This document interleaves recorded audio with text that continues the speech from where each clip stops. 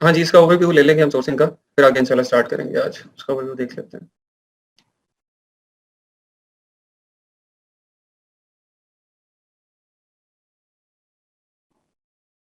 वालेकुम सलाम।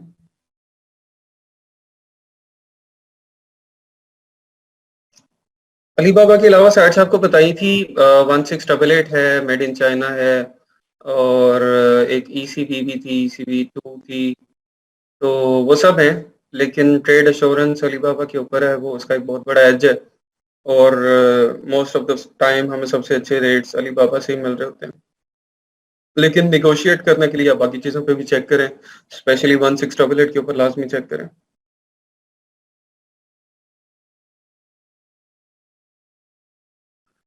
निम्रा नईम वो टेम्परेरीली इशू आ रहा है, होपफुली ठीक हो जाएगा इंशाल्लाह। जब तक आप लोग उस स्टेज पे पहुंचेंगे प्रोफेशनल पे अपग्रेड करने पे, तब तक होपफुली ठीक हो जाएगा इंशाल्लाह।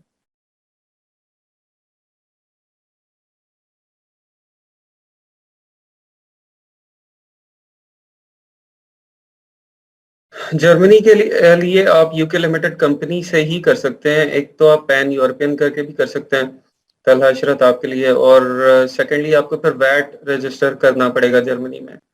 वैट आपको वहां पर रजिस्टर करना पड़ेगा, कंपनी आपकी यूके की ही यूज हो जाएगी। अली एक्सप्रेस B2C है, बिजनेस टू कस्टमर है।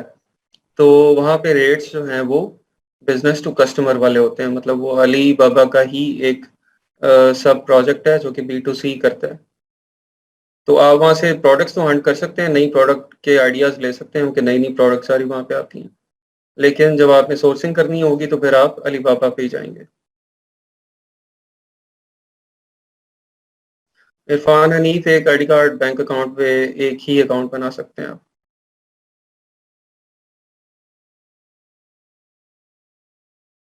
निम्रा नहीं, आपने देखिए आईडी कार्ड से ओपन कर लिया है, अब उसके अलावा तो कोई रिस्क लेने वाली बात नहीं है। आप लोगों का ओपन हो गया, तो अगर इमिजिएटली किसी को ओपन करना है तो वो फिर यूके लिमिटेड वाला रूट वो अडॉप्ट करे। अगर इमिजिएटली आप लोगों को काम स्टार्ट करना है तो अभी, बाकी अभी नहीं करना तो आप दैट्स ओके फॉर नाउ। आप अभी वही पाकिस्तान डिटेल वाला उसको इंडिविजुअल के ऊपर रखें। जब टाइम आएगा तो उस टाइम देखेंगे हम कि अभी तब क्या सिनेरियो चल रहा है। ठीक है, होपफुली इंशाल्लाह तब तक बेहतर हो जाएंगे हालात।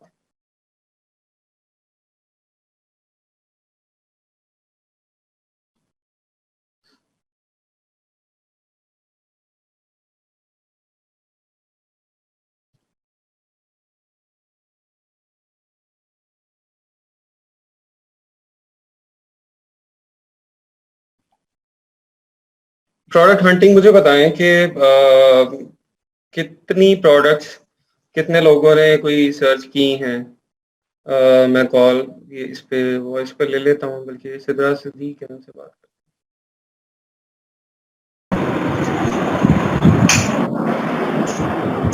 अस्सलाम वालेकुम सर। वालेकुम अस्सलाम। अच्छा। अच्छा सर, मैंने पूछना था कि मैंने फेसबुक पे 1-2 दिन पहले पढ़ा था कि हम पाकिस्तान में अपनी पाकिस्तानी आईडी से जो इंडिविजुअल अमेज़न का अकाउंट बना रहे हैं तो उसमें काफ़ी प्रॉब्लम्स आ रही हैं। तो मैंने अगर अभी हम आंसर अपना कर दिया इंडिविजुअल उसका से डिटेल में, आप आपने सुना अगर तो। सर थोड़ा-सा रिपीट कर दें प्लीज़। जी जी, आप क्या करना क्या चाहती हैं उसमें? आप इमीडिएटली अभी अकाउंट ओपन करना चाहती हैं? जी सर, अभी करना चाहती हूँ लेकिन इंडिविजुअल में ही, और मैं मतलब उस पे काम नहीं करना चाहती, सिर्फ़ अकाउंट ओपन करना चाहती हूँ। इंडिविजुअल अकाउंट ओपन करना चाहती हैं आप, या प्रोफेशनल करना चाहती हैं? नहीं, इंडिविजुअल। हाँ, तो इंडिविजुअल तो हो जाएगा ओपन, उसका तो कोई इशू नहीं है, वो करें आप। ठीक है सर, ठीक थैंक है। यू।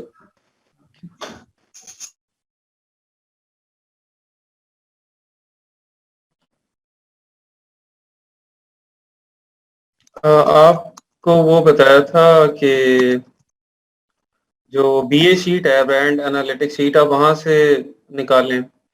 ठीक है, वहां से निकालें तो आप बड़ा आपको क्लोजर टू क्राइटेरिया चीजें मिलेंगी। उसमें सॉर्ट कर लें, आप देख लें कि आपने कहाँ से जो उसका सेलर रैंक था, सेलर रैंक कोई एक स्पेसिफिक आपको देखना पड़ेगा, कोई 10,000 15,000 के करीब।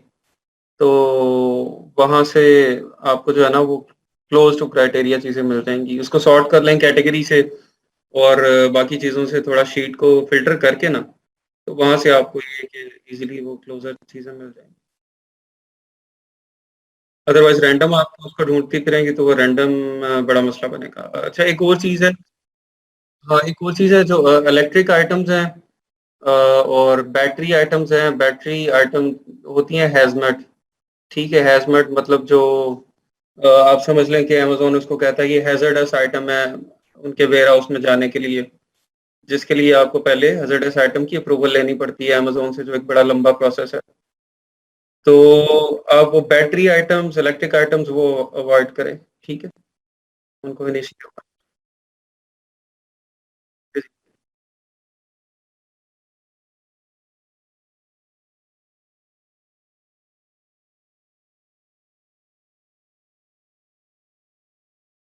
आप सीख सकते हैं उसको, लेकिन जब आपने अपनी लिस्टिंग और वो करनी होगी तब लिस्टिंग के लिए आपको अकाउंट चाहिए होगा, लेकिन अभी आप सीख सकते हैं उसको।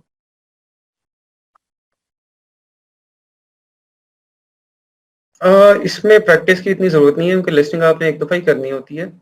जस्ट आपको मेथड पता होना चाहिए, वो अपने पास नोट्स में और सारा वो सेव रखें।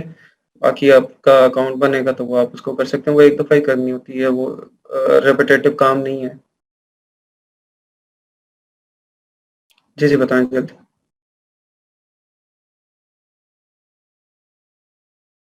हुँ, हुँ, हुँ, हुँ।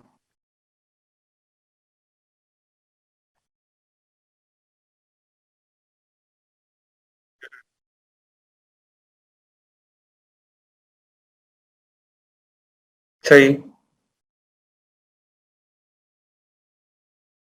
हुँ, हुँ। हुँ, हुँ। अमेज़न पे थोड़ा डिफरेंट इसमें आपको इन्वेस्टमेंट चाहिए होती है, आपकी इन्वेस्टमेंट बाउंड होती है क्योंकि आप जो ऑर्डर पहुँचा तो सकते हैं उसको आप लेकिन वो अली एक्सप्रेस, अलीबाबा से नहीं पहुँचाएँगे। वो जो अ, उस कंट्री के अंदर ही सप्लायर हैं, वहाँ से पहुँचाएँगे, ठीक है? तो वहाँ से जब आप उन सप्लायर से लेके दे रहे होंगे, आपकी प्रोडक्ट पहुँच जाएगी।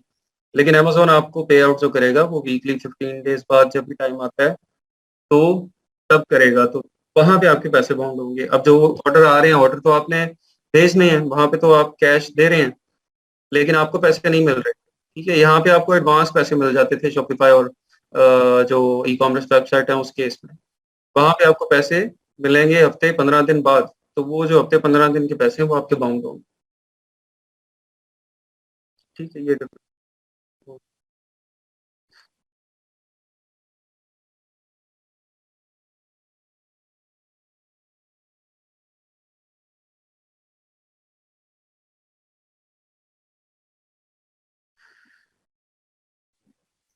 जी, मुस्कान शबीर आप कौन? अस्सलाम वालेकुम सर। वालेकुम सलाम। सर मैंने ये कंफर्म करना था कि अगर हम शेयरिंग की बेस पे टूल्स परचेज करते हैं, हुँ, जैसे कि हुँ। 3 to 4% मिलके एक टूल, 2 टूल्स परचेज कर लिए उन्होंने, वो एक हुँ, हुँ। साथ अगर लॉग इन करेंगे तो लॉग इन पे इशू आएगा? ये जो टूल प्रोवाइडर हैं, उनके टूल्स आप कह रही हैं शेयर करेंगे आगे फर्दर? जी जी। वो तो अलाउ ही नहीं करते, वो तो कहते हैं कि आप एक टूल से जो है वो एक ही बंदा उसको लॉगिन हो नहीं, सकता है। वो ये है कि वो आप कुछ देर करेंगी, उनके पीछे उन्हें पता चल जाएगा कि मल्टीपल आईपी से हो रहे हैं लॉगिन, तो वो फिर बंद कर देंगे सारे। ठीक है, तो वो ये टूल प्रोवाइडर वाले टूल्स आप फर्दर शेयर नहीं कर सकते उसको। लेकिन अगर आपने डायरेक्टली परचेज़ किया है हीलियम 10 और जेएस को, तो फिर आप उसको शेयर कर सकते हैं। सर डायरेक्टली कैसे कर सकते हैं परचेज? उनकी वेबसाइट्स हैं। अच्छा, वेबसाइट से जाके हाँ, परचेज करेंगे और जो पेमेंट्स है वो अकाउंट में ट्रांसफर करेंगे? हाँ जी, हाँ जी, ऑनलाइन उनकी फ़ी क काफ़ी ज़्यादा है, ठीक है? वो एक्सपेंसिव पड़ते हैं, तो वो ठीक अगर है। शेयर करना चाहें कोई 5-6 लोग उसको जी जी कर सर। सकते okay, thank you so much sir. Thank you. अल्लाह। हैं। वॉइस इश्यू, अच्छा मैंने वीडियो बंद की थी कि शायद ठीक हो जाए। अभी मुझे बताएँ कि वॉइस का सब लोगों को है मसला? क्लियर है? अच्छा, क्लियर है वो। फिर कुछ लोगों को है, आई थिंक अभी आज ना सिग्नल्स का मसला है तो लाहौर में स्पेशली, क्योंकि वो उर्स है और चेलम का वहाँ पे भी जुलूस की उसकी तैयारियां हो रही हैं, तो उसकी वजह से कुछ जगहों पे जैमर्स हैं लगे हुए।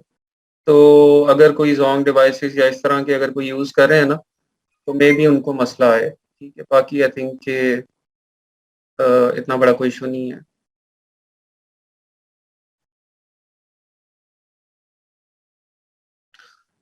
अच्छा, आई थिंक आ गए हैं हमारे काफ़ी पार्टिसिपेंट्स, हम स्टार्ट कर। भाई मैं वीडियो को ऑफ कर लेता हूँ ताकि अगर वीडियो की वजह से कोई इशू आ रहा है तो वो ना आए।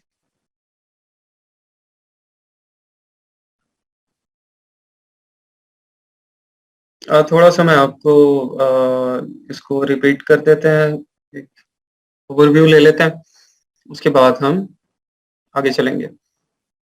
सोर्सिंग का आपको बता दिया था। सोर्सिंग क्या है? जब आपने प्रोडक्ट फाइनल कर ली है तो फिर आपने उसके सप्लायर को कांटेक्ट करना है और वहां से आपने डिफरेंट सप्लायर से प्रोडक्ट को शॉर्टलिस्ट करके तो वहां से प्रोडक्ट फाइनल करनी है। ये हमारा जो स्टेज है, सोर्सिंग की स्टेज होती है।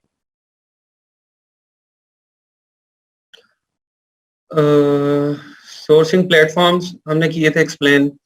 Alibaba 1688, global sources, made in China, trade की, डीएच गेट, एक्सपोर्ट हब, ये सब सोर्सिंग प्लेटफॉर्म्स थे।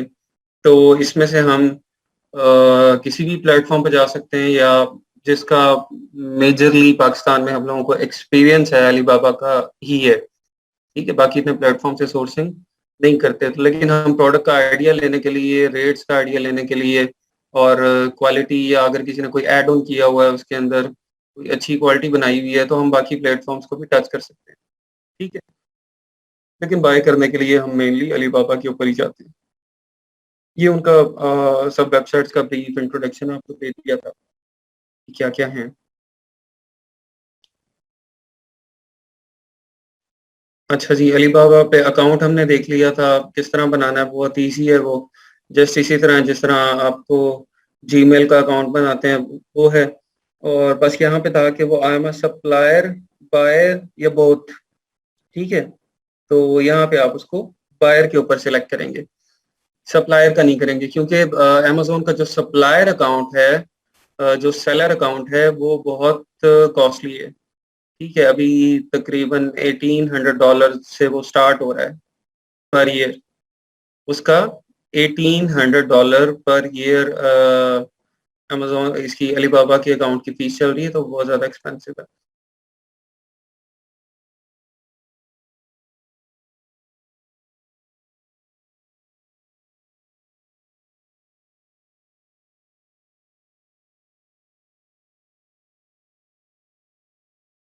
अच्छा, ये ट्रेड इंश्योरेंस का था। ठीक है, दो चीज़ें हैं कि अगर तो आपकी शिपमेंट टाइम पे नहीं आ रही, उस केस में आप कवर्ड हैं।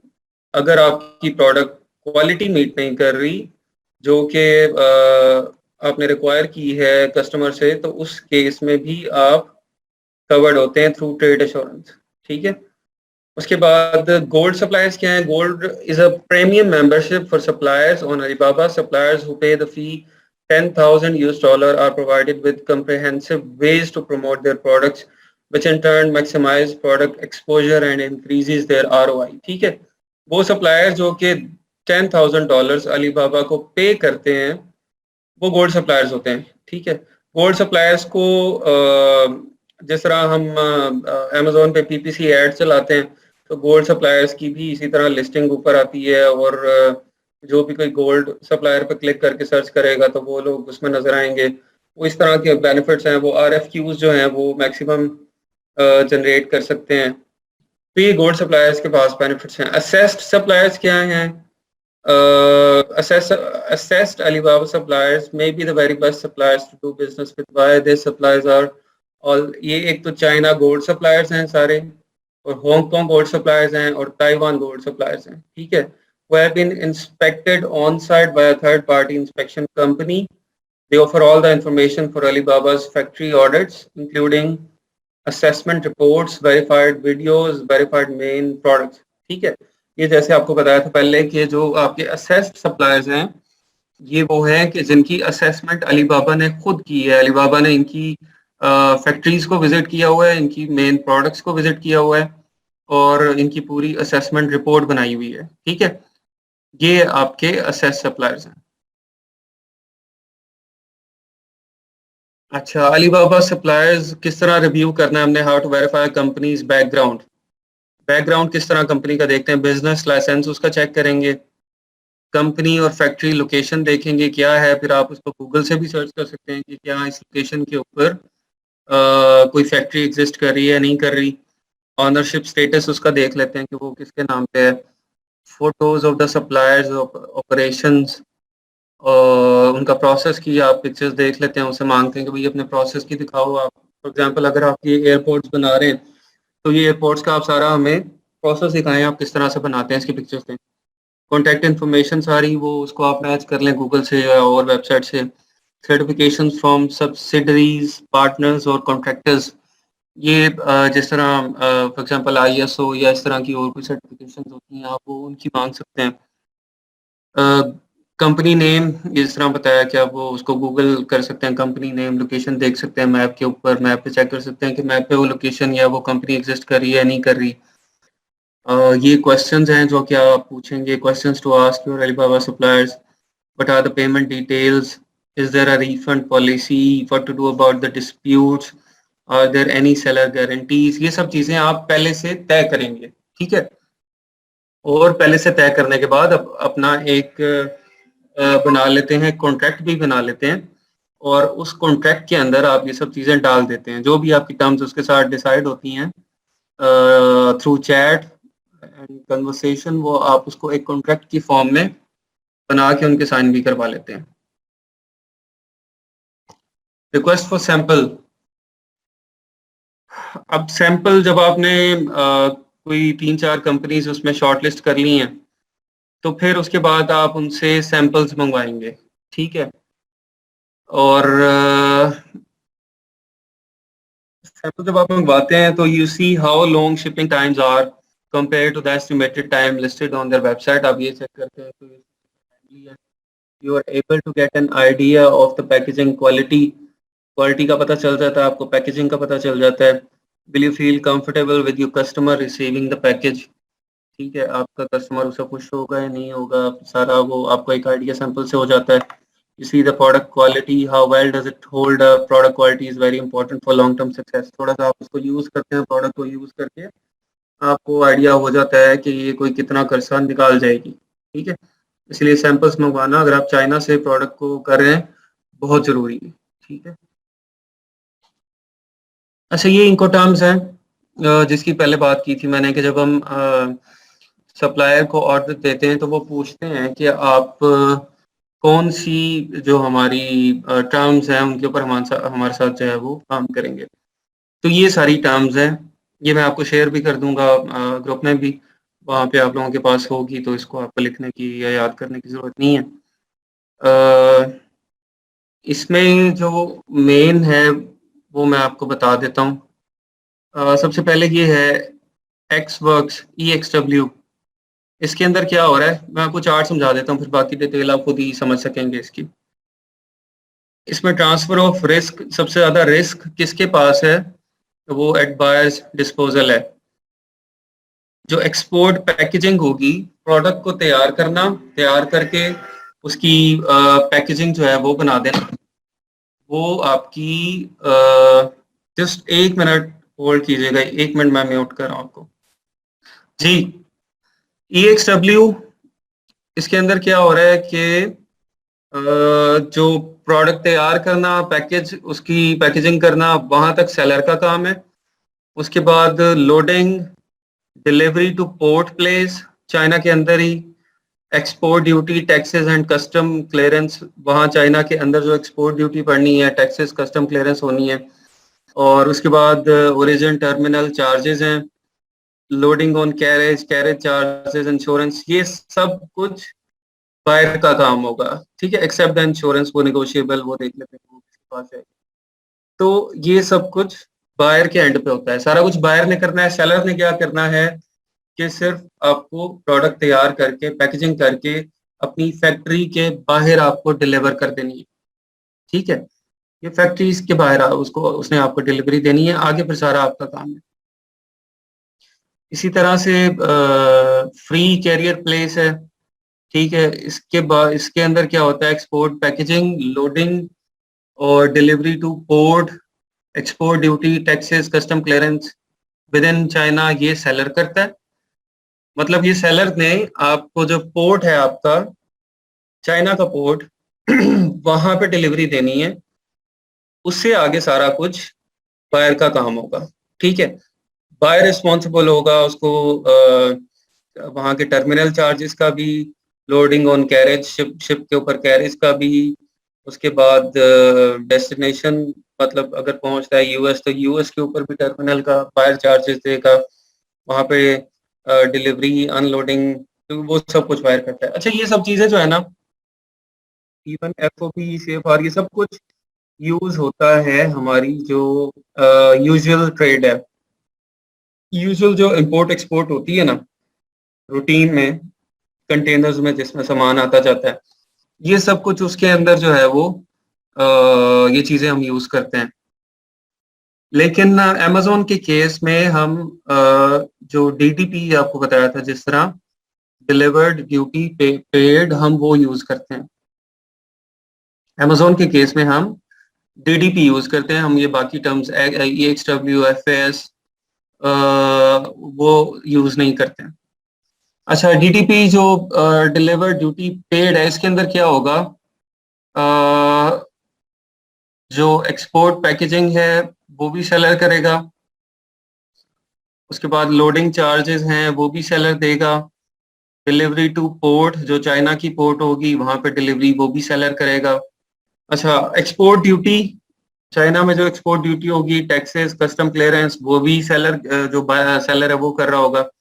जो टर्मिनल चार्जेस हैं वहाँ चाइना के, वो भी सेलर देगा, लोडिंग ऑन कैरेज भी सेलर देगा, और उसके बाद आपकी जो इंश्योरेंस है वो आप नेगोशिएट कर लेंगे कि वो किसने देनी है।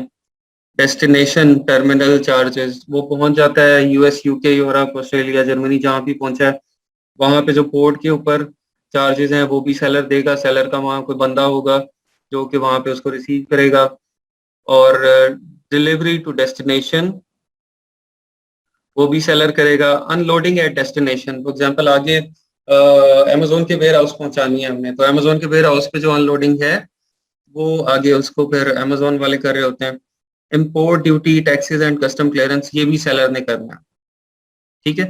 तो ये मेथड है डीडीपी, डिलीवरी ड्यूटी पेड, जिसके ऊपर हम रेट लेते हैं अपने सप्लायर से, ठीक है। हम उनको कहते हैं कि आप हमें इसका डीडीपी रेट दें।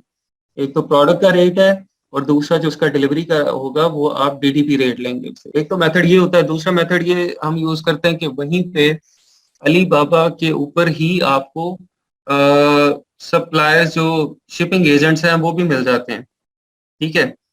तो हम वहां से कोई शिपिंग एजेंट सिलेक्ट करते हैं, और अपना जो ये हमारा है फैक्ट्री वाला सप्लायर,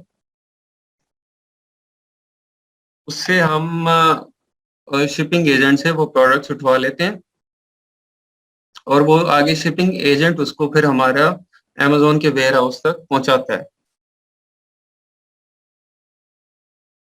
ये देखें यहाँ पे आपको ये शिपिंग एजेंट दिखा देते हैं, ये है, ये जी शिपिंग एजेंट इन शेंजन है ये, ठीक है। ये आपका यूएस तक सामान पहुंचाएगा। बाकी डिटेल इसकी टर्म्स हैं वो आगे इसकी लिस्टिंग में होंगी। The cheap and reliable air freight forwarder agent, door to door China Shenzhen service. यहाँ पे हम लिख देते हैं ये China to US air shipping, ठीक है। ये देख लें, air China shipping to China, ये कीवर्ड्स उसने डाले हुए हैं, ठीक है। UPS air freight forwarder shipping agent for Guangzhou, ये यहाँ से आप शिपिंग एजेंट सेलेक्ट करके उससे फिर हम बात कर लेते हैं। हाँ जी, हम निगोशिएट भी करते हैं सप्लायर के साथ, वो पैसे कम भी करवाते हैं। इसे हम बात करके, तो ये क्या करेगा, ये जो फैक्ट्री है चाइना में वहां से सामान उठाएगा, उठा के अमेजोन के वेयर हाउस तक पहुंचाना इसकी जिम्मेदारी होगी। ठीक है। फॉर एग्जाम्पल, अगर आपको जो आपका सप्लायर है वो कहता है कि मैं डीटीपी नहीं करता, मैं आपको सिर्फ डिलीवरी अपनी फैक्ट्री में ही दूंगा या विद इन चाइना दूंगा, ठीक है, मैं आपको डीटीपी नहीं कर सकता, उसकी फैसिलिटी मेरे पास अवेलेबल नहीं है। ठीक है। तो वो फिर आप यहाँ से ये देखें, DDP cheap sea air shipping to UK USA Germany FB Amazon warehouse from China shipping agent. ठीक है। तो इस तरह के ऑलरेडी शिपिंग एजेंट्स मौजूद हैं जिनको इस टर्म का भी पता है, जो कि इसको यूज कर रहे हैं। तो ये आपको डीडीपी चार्जेस ही जो है वो बताएगा। ठीक हो गया जी। अच्छा, ये हमने इनको टर्म्स देख ली। इसके बाद शिपिंग लेबल रिक्वायरमेंट्स। आपका जब प्रोडक्ट रेडी हो गई, सप्लायर के साथ जो टर्म्स हैं शिपिंग की वो भी आपने डिसाइड कर ली क्या होंगी, या सप्लायर के साथ नहीं हुई, आपको अलग से शिपिंग एजेंट ढूंढना पड़ा, तो आपने अलग से शिपिंग एजेंट भी ढूंढ लिया, प्रोडक्ट आपकी रेडी है शिपमेंट के लिए।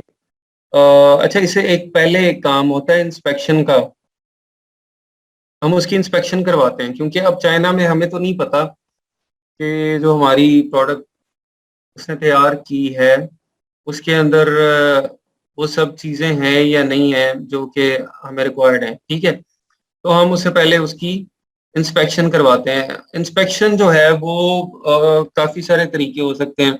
एक ये कि आप चाइना में ही कोई बंदा देखें, आपको अगर कोई जानने वाला मिल जाता है तो वेल एंड गुड, आप उसको भेजें, उसको पे करें, पे करके आप उससे इंस्पेक्शन करवा लें, उसे बता दें कि भाई ये मेरी प्रोडक्ट है, आपने उसके अंदर ये चीज़ें सेलेक्ट करनी है।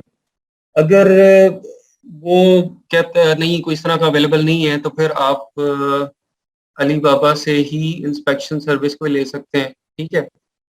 चाइना इंस्पेक्शन यहाँ पे देख लेते हैं। ये जी, inspection professional quality inspection service and pre shipment inspection service.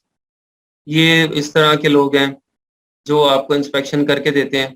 ठीक है। जो आप उनको स्टैंडर्ड्स बताएंगे, वो उन स्टैंडर्ड्स के ऊपर आपको आपकी प्रोडक्ट सारी चेक करके बताएंगे। ठीक है। तो ये भी है, या अथॉरिटीज बनी हुई हैं, जिस तरह एक है कीमा इंस्पेक्शन, कीमा की स्पेलिंग मुझे नहीं याद है, कि केस ही है शायद, ये है,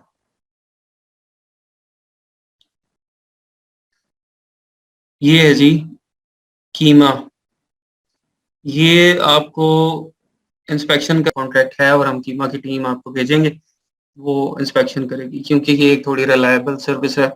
तो मे बी वो जो आपका सप्लायर है वो पहले से ही थोड़ा जो है मुहतात हो जाता है, और वो कोई ब्लेंडर प्रोडक्ट के अंदर नहीं करता, कोई खराब चीज़ें जो वो नहीं डालता। ठीक है। लेकिन इंस्पेक्शन बहुत ज़रूरी है, वो लाजमी करें। ठीक है। इंस्पेक्शन जो है वो लाजमी आपने करवानी है, वो बेशक अली बाबा में किसी भी सप्लायर से करें, या प्रेफरेबली आप ये कीमा या इस तरह की और जो सर्विसेज हैं उनको यूज़ करें। अच्छा, इंस्पेक्शन भी आपकी हो गई। इंस्पेक्शन के बाद अब डिलीवरी के ऊपर आती है। अभी प्रोडक्ट तैयार पड़ी है, इंस्पेक्शन हो गई है, पैकेजिंग भी हो गई है सारी। अब आप उसको जब शिप करेंगे अमेजोन के वेयर हाउस में, तो अमेजोन को किस तरह पता चलेगा कि ये जो प्रोडक्ट आई है, ये पैलेट्स आई हैं या ये जो डब्बे आए हैं, ये किसके डब्बे हैं, ये किसके पास जाने हैं। और उसकी जाहिर सी बात है कि कीमा इंस्पेक्शन सर्विस है जो कि आपकी प्रोडक्ट की इंस्पेक्शन करती है चाइना में। ठीक है। हाँ, इसी तरह $250 से स्टार्ट हो रही है, लेकिन अगर आपकी इन्वेंट्री बड़ी है तो वो उतना मसला नहीं है। अगर छोटी इन्वेंट्री है तो आप फिर देख लें कि आप फाइवर अपवर्क वगैरह से ले लें, या फेसबुक में अपना कोई चाइना का बंदा देख के, बहुत सारे स्टूडेंट्स हैं चाइना में अवेलेबल हैं पाकिस्तानी, वो हेल्प कर देते हैं। उनको आप पैसे दें थोड़े से, वो जो कोई फ्री है वो वहाँ पे जाएगा, उस सिटी में फैक्ट्री में जाएगा, और वहाँ आपको वीडियोस बना के और या वीडियो पे लाइव लेके, तो वो आपको डिटेल सारी बता देगा। तो अगर बड़ी इन्वेंट्री है, बड़ा सारा कुछ है, तो फिर आप एक अच्छी इंस्पेक्शन सर्विस लें। छोटी इन्वेंट्री है, इतना ज़्यादा नहीं है, तो फिर आप कोशिश करें कि अपना कोई जानने वाला लेके बंदा तो उसके थ्रू ही करवाएं, फेसबुक से या कोई पाकिस्तानी स्टूडेंट उससे करवा लें। ठीक है। जिस तरह ये बता रही है जी सईदा शुमैला बुखारी, ये 2-3 माह तक चाइना जा रही हैं, तो आप सब लोग इनका डिटेल अपने पास रखें और आप इनसे इंस्पेक्शन करवाएंगे, वहाँ पे पीएचडी भी करेंगी और साथ आपकी इंस्पेक्शन भी करेंगे। ठीक है जी। अच्छा, अब उसके बाद फिर आपने अपने शिपिंग लेबल्स जो हैं वो लेने हैं अमेजोन से। शिपिंग लेबल्स लेके उससे क्या होगा, ये लेबल आप अपने सप्लायर को दे देंगे या अपने शिपिंग एजेंट को देंगे। वो सप्लायर क्या करेगा, आपकी प्रोडक्ट के ऊपर अगर कार्टन्स हैं, कार्टन्स के अलग शिपिंग लेबल्स बनते हैं, अगर पैलेट्स हैं तो पैलेट्स के अलग बनते हैं, उनके ऊपर वो शिपिंग लेबल लगा देते हैं। तो फिर क्या होता है कि जब ये फिर कार्टन या पैलेट्स अमेजोन के वेयर हाउस पहुंचेंगी तो वो इसको स्कैन करेंगे। स्कैन करके पता चल जाएगा कि भाई ये जो बंदा है, ये इसका सामान है वहां पे आया, तो हमने उसके इन्वेंटरी के अंदर, उसके सेलर अकाउंट के अंदर इसको ऐड करना है। ठीक है। तो वहां पे वो आपकी फिर इन्वेंट्री आपके ऐड हो जाती है और वहां से फिर वो सारा रिकॉर्ड जो है वो उनके पास आ जाता है। अब ये शिपिंग लेबल्स हमने किस तरह से क्रिएट करने हैं, इसको देख लेते हैं।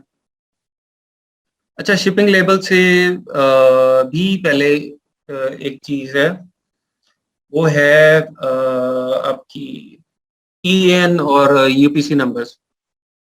आपकी जो प्रोडक्ट बनती है तो उसको हमने एक ईएन या यूपीसी नंबर जो है वो हर प्रोडक्ट को एक अलॉट होता है, हर पीस को नहीं, एक प्रोडक्ट को एक अलॉट होता है यूपीसी नंबर या ईएन नंबर। ठीक है। यूनिवर्सल प्रोडक्ट कोड यूपीसी होता है, और ईएन जो यूरोपियन एट्रीब्यूट या इस तरह कुछ होता है, मेरे ज़हन में नहीं है ईएन क्या है, उसको देख लेते हैं। ईएन नंबर,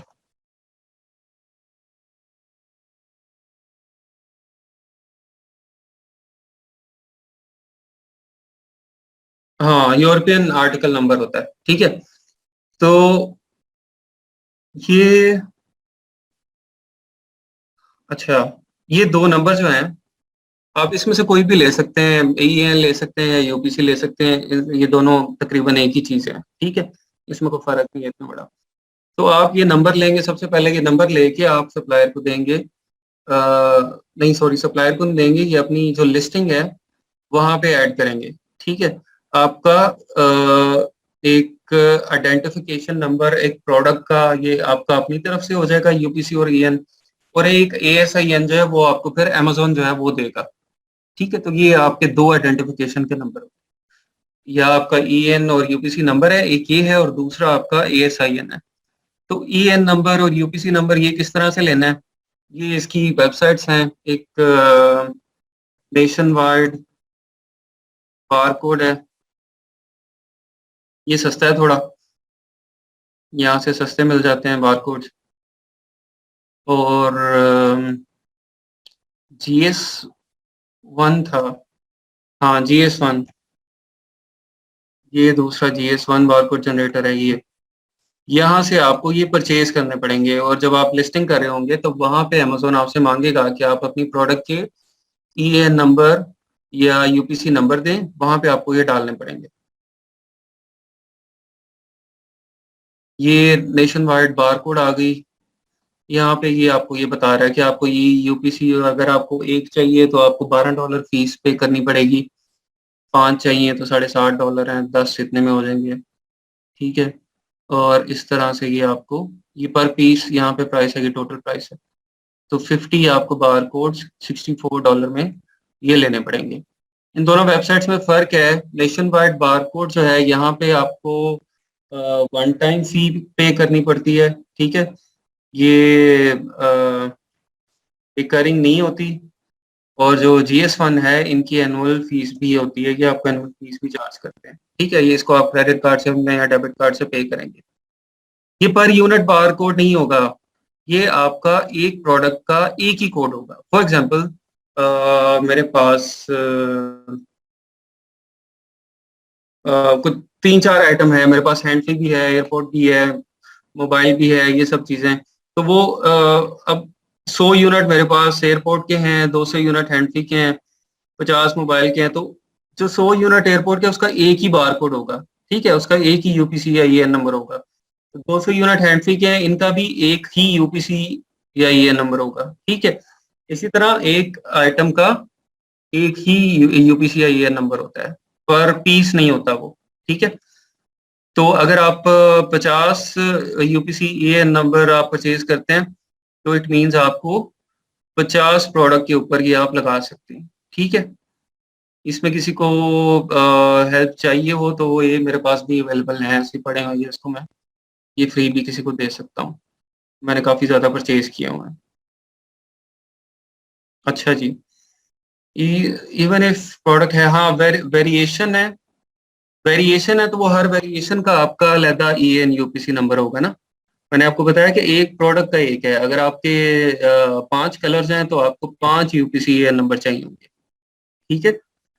हर प्रोडक्ट का डिफरेंट होगा क्योंकि वो आपकी 5 लिस्टिंग्स लगेंगी उसकी, ठीक है। 5 एसएन होंगे, 5 लिस्टिंग्स होंगी, नहीं लिस्टिंग तो एक ही होगी लेकिन 5 उसकी वेरिएशंस होंगी और एसएन अलग अलग होंगे, तो आपको यूपीसी और ईएन नंबर भी वो 5 चाहिए होंगे, ठीक है।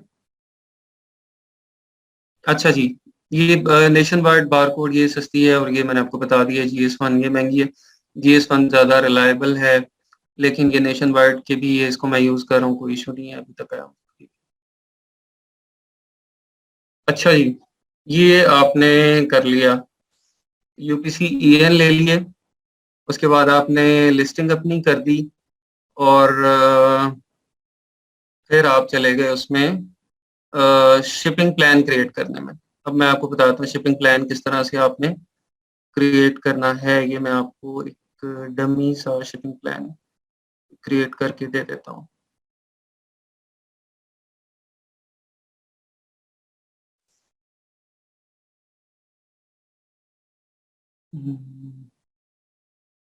ये आप जाते हैं सबसे पहले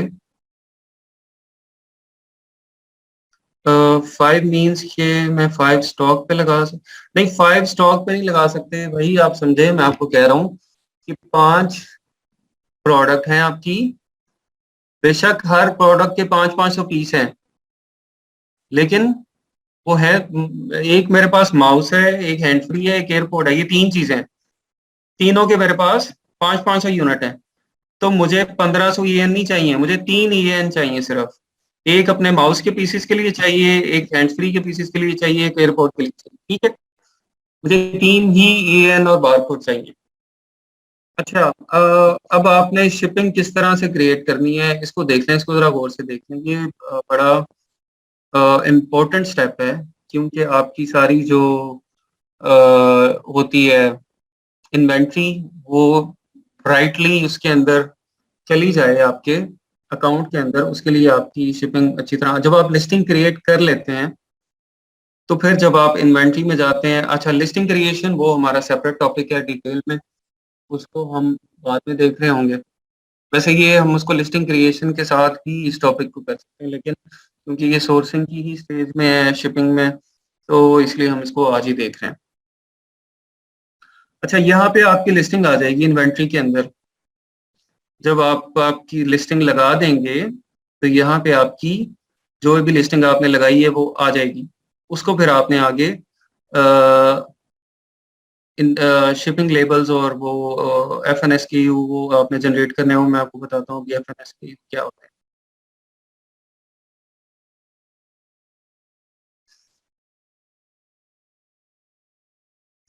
अच्छा जी, यहाँ पे आप आ जाएं इधर, ये हमने लिस्टिंग बना ली, एक ये हमारी प्रोडक्ट थी, हमने इसकी लिस्टिंग बना ली।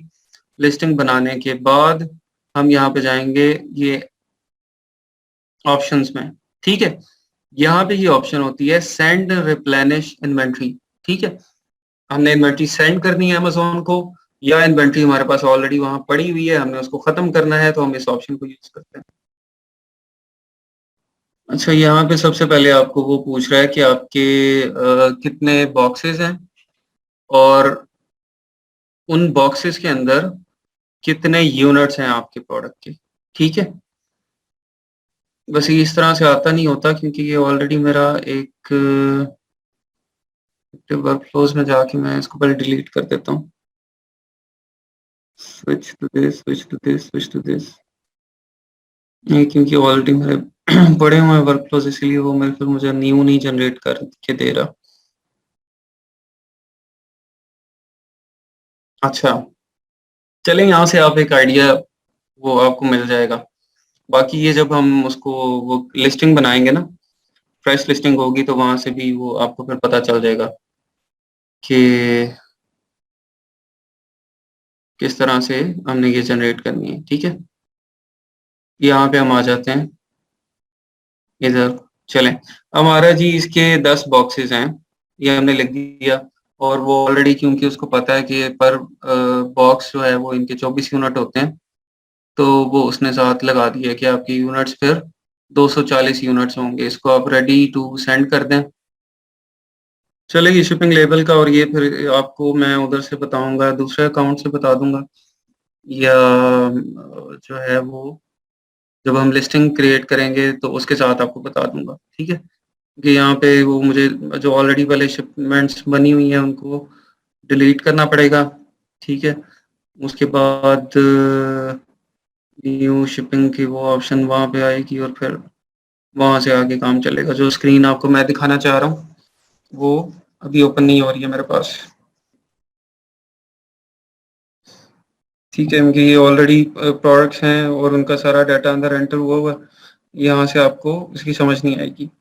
यहाँ से हमने करना क्या होता है, हमने दो चीज़ें लेनी होती हैं। एक शिपिंग लेबल लेने होते हैं, इस तरह से होते हैं ये शिपिंग लेबल।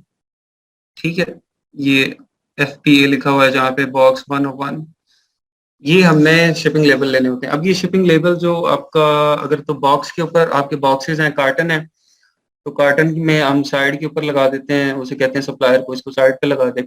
ऊपर नहीं लगाए, क्योंकि ऊपर से जब कार्टन फटेगा तो कुछ। अगर तो आपका लेस देन ट्रक लोड या पैलेट है, पैलेट का आपको कॉन्सेप्ट किसी को पता हो नहीं पता, तो वो मैं आपको दिखा देता हूँ पैलेट क्या होती है। ये पैलेट है।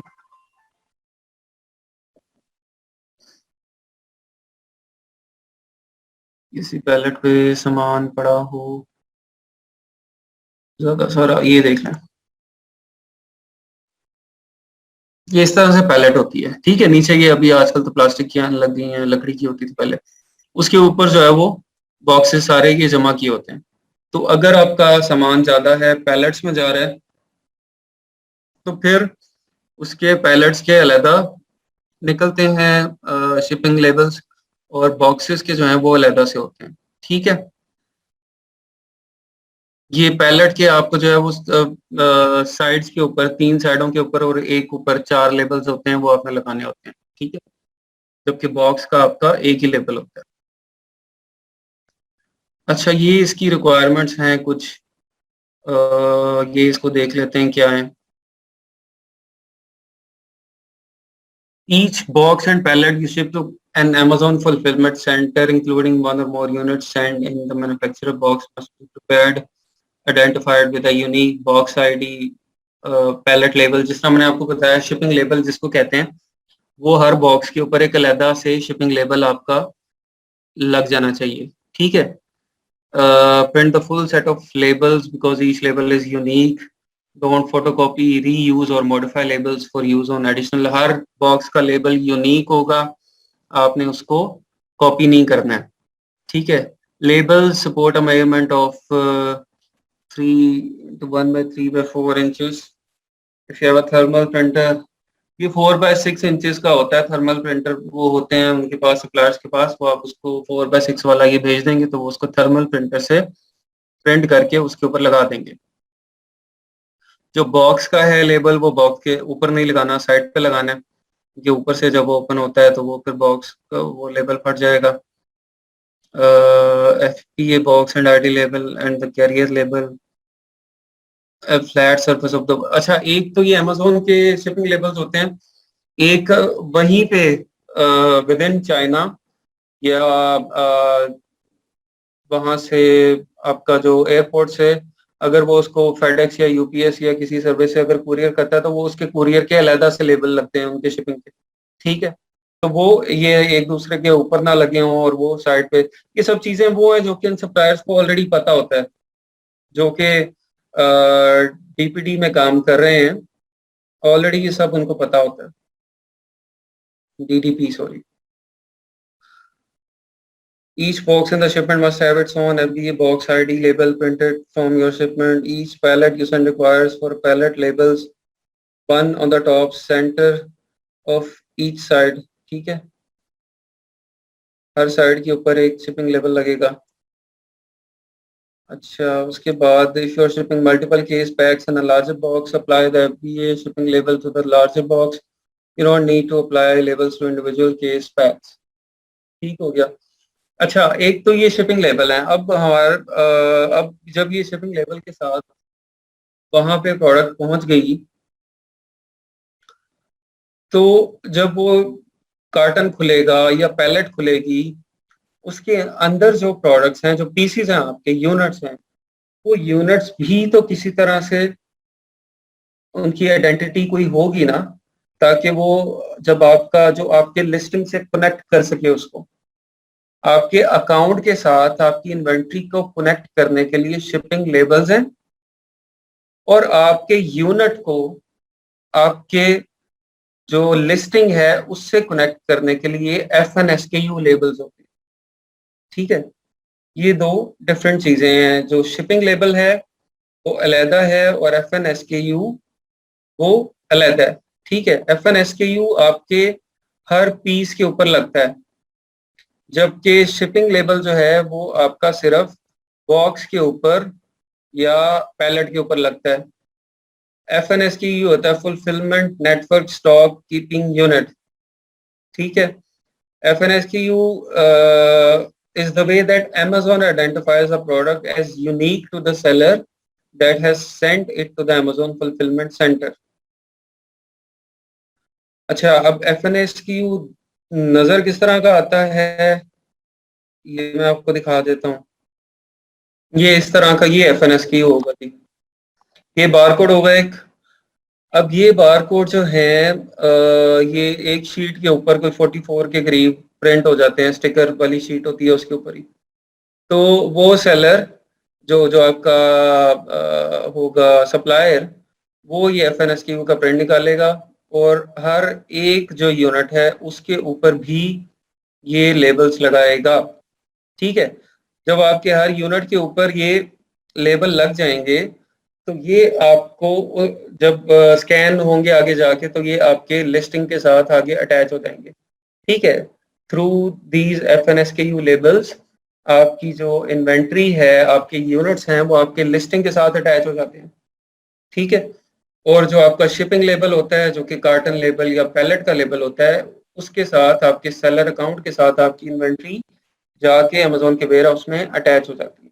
ठीक है, ये दो कॉन्सेप्ट हैं, इनको आपने याद रखना है कि ये दो लेबल्स हैं, दो टाइप के लेबल्स हैं जो हम यूज करते हैं, एक शिपिंग लेबल और एक FNSKU, इसको प्रोडक्ट लेबल कहते हैं। ठीक है, एक शिपिंग लेबल्स हैं और एक प्रोडक्ट लेबल्स हैं। अगर आपका सप्लायर कहता है कि मैं नहीं आपको FNSKU लगा के देता, हमारे पास टाइम नहीं है, तो मोस्ट ऑफ द टाइम 80-90% आपको FNSKU लगा के देंगे, और उसमें से काफ़ी लोग आपसे चार्ज भी करेंगे। कोई कहेगा 5 सेंट या 5-6-7 सेंट हम लेंगे जी एक FNSKU लगाने के, तो वो आप उसको एग्री करेंगे, ठीक है जी हम आपको पे करेंगे। क्योंकि अगर आप अमेजोन से लगवाते हैं तो अमेजोन आपको 15 सेंट के करीब चार्ज करता है एक FNSKU लगाने के। FNSKU सप्लायर से चाइना से लगाए बगैर भी आपकी इन्वेंट्री अमेजोन के वेयर हाउस जा सकती है। वहां पे जाके फिर हम उसको सिलेक्ट कर लेते हैं कि जो इसकी प्रेप है वो अमेजोन करेगा, अमेजोन इसको FNSKU लगाएगा, तो अमेजोन उन सब प्रोडक्ट्स को FNSKU लगा देता है, लेकिन वो आपको 15 सेंट पर प्रोडक्ट चार्ज करेगा। ठीक है, तो बेहतर है कि आप इसको वहीं से अपने सप्लायर से चाइना से ही लगवा लें, वहां से सस्ता पड़ेगा। कोई फ्री लगा देगा या कोई पैसे लेगा तो उसको 5-7 सेंट पर पीस आपको FNSKU लगा के दे देगा। अच्छा जी, ये जो हमारी यूपीसी या ईएन नंबर है, इनको बेसिकली ये जीटीआईएन नंबर्स होते हैं, global trade item number that identifies individual product. ठीक है, ये डिफरेंस बताया हुआ है यूपीसी कोड्स का। इसकी डिटेल की आई थिंक हमें ज़रूरत नहीं है, यहाँ तक काफ़ी है कि हमें ईएन नंबर और यूपीसी नंबर चाहिए और वो हमने उसको लगाना है और हमने उसको कैसे लेना है। ठीक है, ये हमारा मेन कंसर्न होना चाहिए। ईएन जो है वो उसको आपको कंट्री भी, ईएन के नंबर एक नंबर एक्स्ट्रा होता है ईएन में। ठीक है, यूपीसी में आई थिंक 12 नंबर होते हैं और ईएन में 13 नंबर होते हैं। तो ईएन के अंदर जो 13वां नंबर होता है वो आपकी कंट्री को बताता है। ठीक है, क्वालिटी इंस्पेक्शन हमने देख लिया कि किस तरह से करेंगे, कि अपने सप्लायर को बताएंगे कि आप इंस्पेक्टर हायर करेंगे, वो इंस्पेक्शन करेगा। और अगर कोई सप्लायर क्वालिटी इंस्पेक्शन एक्सेप्ट नहीं करता है, उस सप्लायर के साथ हम काम नहीं करेंगे। एक परचेज ऑर्डर जो है वो आप बना लें, कॉन्ट्रैक्ट एग्रीमेंट बना लें अपने साथ। पेमेंट जो है वो विद होल्ड करके रखें अपने पास जब तक इंस्पेक्शन नहीं होती आपकी। और प्री शिपमेंट इंस्पेक्शन आप करवाएंगे। ईच एंड एवरी जो प्रोडक्ट है, हर एक यूनिट है, उसको वो इंस्पेक्टर जाके चेक करेगा, या आप उसको 10% ऑफ इन्वेंट्री वो भी चेक करवा सकते हैं। अब ये आइटम टू आइटम बड़ा डिफर करता है। कुछ आइटम्स हैं, अगर कोई फॉर एग्जांपल आपकी टेक्सटाइल की प्रोडक्ट है इस तरह की, तो उसको आप फिर each and every unit check करवाएं।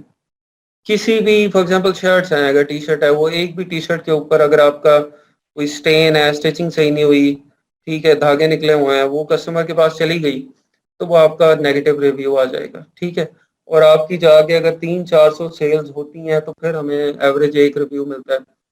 तो अगर 300-400 सेल्स के बाद एक रिव्यू आया है और वो नेगेटिव आ गया, तो वो बहुत बड़ा नुकसान होता है हमारा। तो हम कोशिश करते हैं कि हम इंस्पेक्शन के ऊपर थोड़े पैसे खर्च लें, वो अच्छी तरह से करा लें, ताकि हम नेगेटिव रिव्यू से बच जाएं। ठीक है, क्यूसी जो क्वालिटी कंट्रोल इंस्पेक्टर हैं वो क्या चेक करते हैं?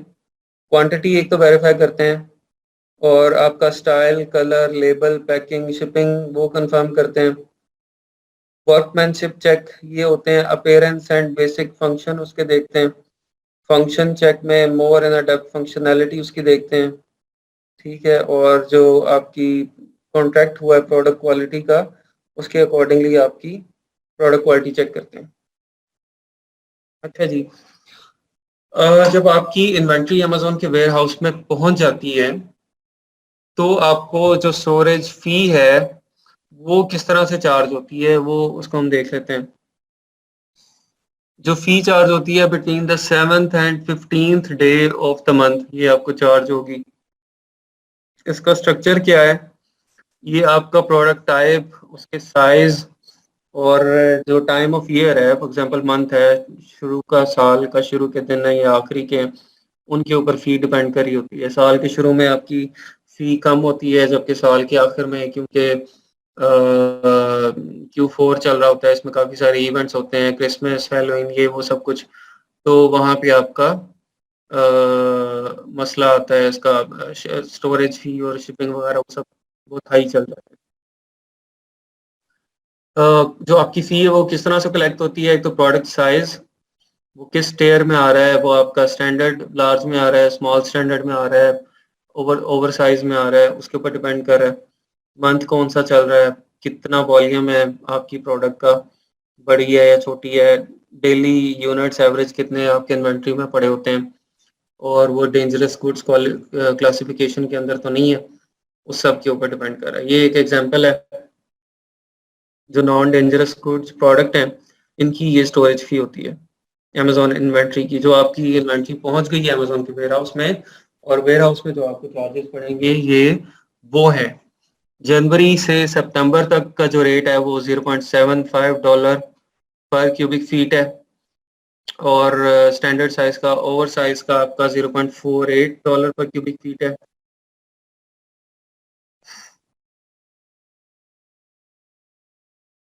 अच्छा, और अक्टूबर से दिसंबर तक $2.4 पर क्यूबिक फीट स्टैंडर्ड साइज है, और ओवर साइज जो है वो $1.2 पर क्यूबिक फीट है। इसी तरह अगर कोई डेंजरस गुड्स हैं तो उनका रेट ज़्यादा है वो ये आपके सामने। अब ये रेट कैलकुलेट किस तरह से होता है ये देख लें। आपका यहाँ पे देखिए फॉर एग्जांपल अगर 100 यूनिट्स हैं तो calculation 100 average units per month into 0.05 cubic feet. आपका जो एक प्रोडक्ट का एक यूनिट है वो कितना वॉल्यूम लेता है 0.05 क्यूबिक फीट पर यूनिट। ठीक है, वो ये क्यूबिक फीट आप उसके किस तरह से निकालते हैं, उसकी लेंथ विड्थ और जो डेप्थ है उसको मल्टीप्लाई करते हैं तो वो आपको आ जाता है कि ये इतने क्यूबिक फीट उसका वॉल्यूम है इंटू $0.75 पर क्यूबिक। अगर स्टैंडर्ड साइज में है तो 0.75 क्यूबिक फीट पर आपका वो उसका रेट है। और ये हम जुलाई के अंदर निकाल रहे हैं 0.7। अगर वो दिसंबर में है नवंबर में है तो फिर ये वाला रेट लगेगा। ठीक है, आपका $2.4 वाला। अभी हम जुलाई का निकाल रहे हैं। जुलाई में पर क्यूबिक फीट $0.75 रेट है। आपकी प्रोडक्ट का वॉल्यूम 0.05 क्यूबिक फीट है एक यूनिट का। और आपके जो पर मंथ इन्वेंट्री में होते हैं 100 यूनिट्स होते हैं। ठीक है, ये आप डेली की एवरेज निकाल लेते हैं कि आपके डेली कितने यूनिट हैं। फॉर एग्जांपल एक दिन 120 पड़े हैं, एक दिन 150 पड़े हुए हैं, फिर कम हो के 80 हो गए हैं, 90 हो गए हैं, 70 हो गए, तो एवरेज पूरे महीने की 100 यूनिट आपके वहाँ पे पड़े। तो ये मल्टीप्लाई होंगे तो $3.75 टोटल मंथली स्टोरेज फी आपको, ये बड़ी छोटी सी फीस है जो कि आपको स्टोरेज फी अमेज़न चार्ज करेगा। ठीक है जी, ये हमने स्टोरेज फी को देख लिया। ये रेट्स वगैरह ये भी मैं आपके साथ कर लेता हूँ जी शेयर।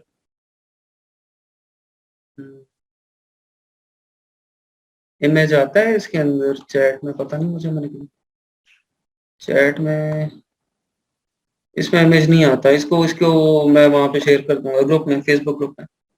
ठीक है, यहाँ पे ये इमेज नहीं आ रहा होता। एक ये और एक आपको वो मैंने, हाँ फेसबुक ग्रुप में इसको शेयर कर देंगे। ये जो इनको टर्म्स हैं ये देनी है और इसके अंदर क्या चीज़ है आपको देने वाली काम की, आई थिंक और कोई काम की चीज़ नहीं है। बाकी वो जो शिपिंग लेबल हैं और वो जो प्रोडक्ट लेबल्स हैं वो किस तरह से लगाने हैं इसको हम एक दफ़ा प्रैक्टिकली दोबारा देख भी लेंगे। तो मैं दूसरा अकाउंट ओपन करूंगा, उसके ऊपर हम देख लेंगे। ठीक है, यहाँ से मैं चेक कर लेता हूँ वो अगर वो रिमूव होती हैं पुरानी प्रोडक्ट्स फिर आपको अभी दिखा सकते हैं।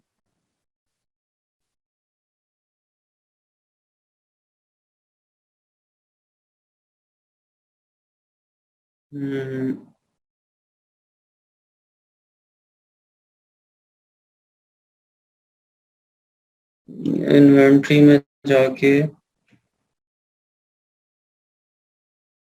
Manage FBA shipments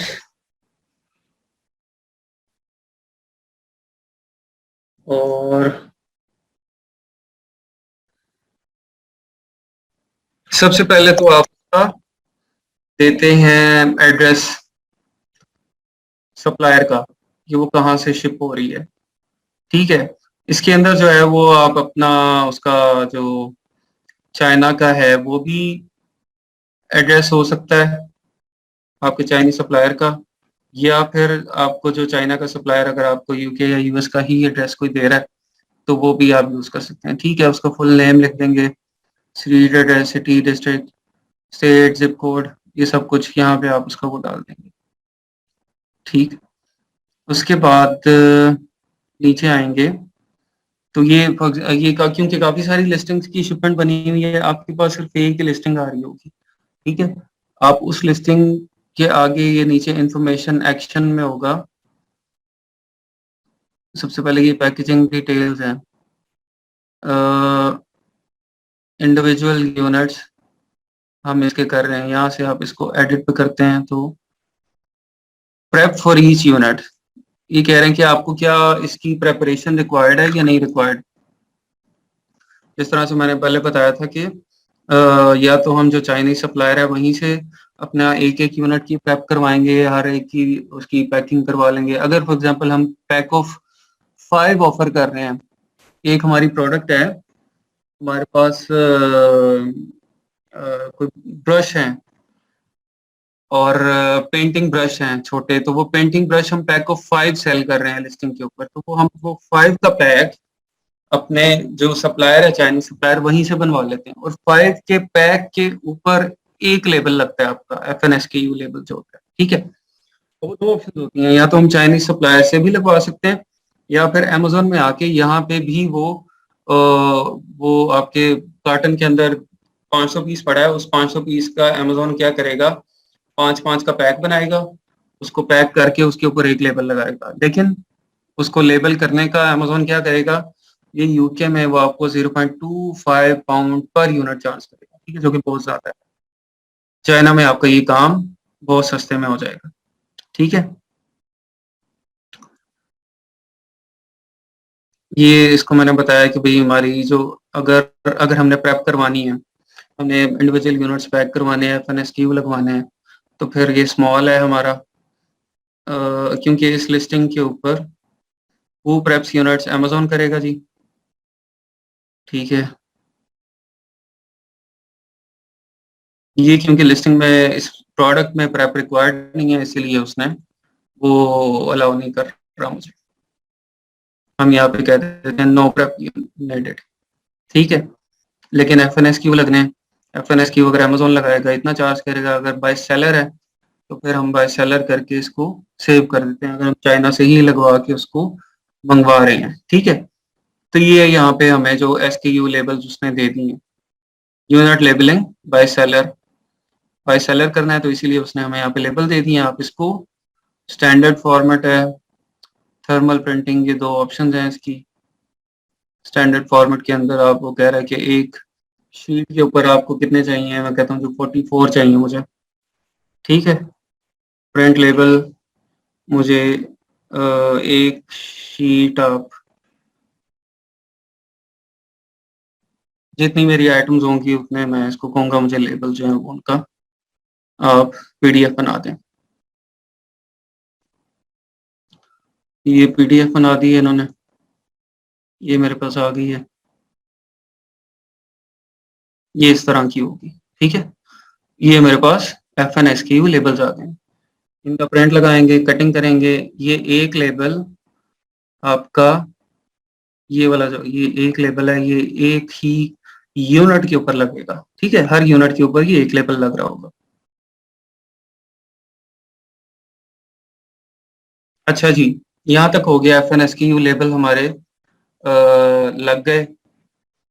additional detail भी देख लेते हैं। मैन्युफैक्चरिंग लोड कोड उसका है, नहीं हमारा मैन्युफैक्चरिंग कोड PL के अंदर वो नहीं हम डालते। यूनिट यहाँ बता देंगे कि भाई मेरे इतने 50 यूनिट आएंगे। ये एक्सपायरी यहाँ पे आपसे पूछ लेता है, एक्सपायरी क्या है उसकी, आप बता दें कि भाई मेरा जून 2020 में एक्सपायर हो रहा है।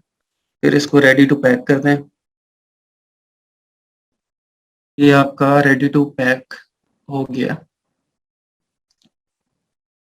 फिर इसके बाद ये पैक इंडिविजुअल यूनिट्स में हम जाएंगे, जो हमने ऊपर आइटम्स तैयार की हैं वो होंगी। अच्छा, अभी हमने ये 2 आइटम्स तैयार की थी, अब वो पूछ रहा है कि आपके ये जो 2 आइटम्स हैं, ये everything will fit into 1 box या मल्टीपल बॉक्सेस चाहिए आपको, ठीक है। हम कहते हैं नहीं भाई ये हमारे यूनिट ज्यादा हैं तो मल्टीपल बॉक्सेस हमें चाहिए, कंफर्म करें। You can enter box content information for up to 10 boxes using the web form. हमारे कितने बॉक्सेस हैं जी? 10 बॉक्सेस हैं। ये वो वेब फॉर्म खोल लेता है। अच्छा, बॉक्स 1 का पूछता है कि आपको जो बॉक्स 1 है उसके अंदर कितने यूनिट है? 10 यूनिट है जी। हम बताते हैं कि हमारे हर बॉक्स के अंदर 10 यूनिट, ठीक है। यहाँ पे हमारे इस भी प्रोडक्ट के हमारे 10 यूनिट हर बॉक्स के अंदर हैं। अब वो कह रहा है कि आप हर बॉक्स का वेट बताएं मुझे, ठीक है। तो मैं कह देता हूँ 5-5 kg हमारा हर बॉक्स का वेट है। बॉक्स की डायमेंशन पूछ रहे हैं, हम कहते हैं कि हमारी जो 30 × 30 × 10 ये हमारी डायमेंशन हैं, ठीक है। उसके बाद कंफर्म पैकिंग इंफॉर्मेशन, वो क्योंकि मैंने डायमेंशन एक्चुअली नहीं लिखी, उनको डायमेंशन का भी पता है कि अगर ये वाली प्रोडक्ट है तो उसकी, बल्कि मिनिमम मैंने लिखा हुआ कि मिनिमम आपके जो बॉक्स की वो वॉल्यूम है वो इतना होना चाहिए, 160 क्यूबिक फीट और 33 kg का आपका 34 kg का आपका मिनिमम ये बॉक्स हो। तो वो मैंने उसमें डाटा सही नहीं पुट किया था, 5 kg का लिख दिया था, इसीलिए उसने वहाँ पे एक्सेप्ट नहीं किया। अच्छा जी, फिर भी मैं उसे कहता हूँ भाई ये वार्निंग तुम इसको डिसमिस करो और आगे कंफर्म करो। अच्छा, कंफर्म एंड कंटिन्यू करूंगा तो ये आगे फिर मुझे ये दे देगा, शिपिंग लेबल आ जाएंगे आई थिंक। ये आ गया जी, ये शिपमेंट है, इसके 5 बॉक्सेस, 2 SKU, 100 यूनिट है। अब ये बता रहा, ये क्या है कि कह रहा है कि अभी आप डेट बताएं कि किस डेट को आप इसको शिप करेंगे, ठीक है।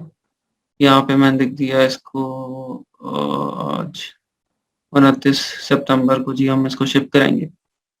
अच्छा, स्मॉल पार्सल डिलीवरी SPD, ये शिपिंग मोड है तो ये मुझे 13.43 पाउंड चार्ज करेंगे इस एड्रेस से, जो ये मैंने एड्रेस लिखा है ना, एड्रेस ऑलरेडी उसको पता है। अगर मैं इसको करूंगा कि लेस देन ट्रक लोड है, मतलब पैलेट की शेप में आएगा, तो फिर वो पैलेट की डिटेल जो है वो अलहदा से मांगेगी, क्योंकि ये इतना ज़्यादा नहीं है, कार्टन है, ये लेस देन ट्रक लोड में नहीं आता, ठीक है। इसके बाद मैं कैरियर जो है वो भी सिलेक्ट कर सकता हूँ डिफरेंट, कि ये अगर नॉन अमेजोन पार्टनर कैरियर से मैंने करवाना है तो वो सिलेक्ट कर लेंगे, और उसके बाद आई एग्री करके एक्सेप्ट कर लेंगे, तो ये मेरी शिपमेंट क्रिएट हो जाएगी ऑलरेडी, ठीक है। ये इसका मेथड है सारा शिपिंग क्रिएट करने का। अच्छा, प्रिंट बॉक्स लेबल, वो जब आप ये इसको कंफर्म करते हैं तो फिर ये आपको शिपिंग लेबल जो है वहां पे देता है, ठीक है। यहाँ से इसको मैं अवॉइड कर देता हूँ, इस वर्क को अवॉइड कर देती, ये नहीं चाहिए मुझे। ये था सारा शिपिंग किस तरह से क्रिएट करनी है। ये जब हमारी लिस्टिंग, हम लिस्टिंग क्रिएशन में जाएंगे ना और अपनी लिस्टिंग हमारी बन जाएगी, तो वहां से आपको ये ज्यादा क्लियर हो जाएगा किस तरह से शिपिंग क्रिएट करनी है, ठीक है। क्योंकि यहाँ पे अभी प्रोडक्ट्स काफी ज्यादा थी और तो इसीलिए वो आपको उसकी समझ नहीं आई। हाँ, आई आई अंडरस्टैंड रिमशा मनी के मे भी आपको ये सब चीज़ें एक दफ़ा में ना समझ आए, तो डेफिनेटली हम इसको रिव्यू करेंगे, और जो अ, हम इसको फ्राइडे को सारा हम वीकली वो भी रिव्यू कर लिया करेंगे। और इसके अलावा जो है हमारा ये, एक मिनट, जो शिपिंग क्रिएशन है, मेन जो काम था ना हमारा इसके अंदर, जो शिपमेंट प्लान को बनाना, FNS की लेबल्स को जनरेट करना, वो था, उसको हम सिंगल लिस्टिंग के साथ दोबारा रिवाइज भी कर लेंगे, ठीक है।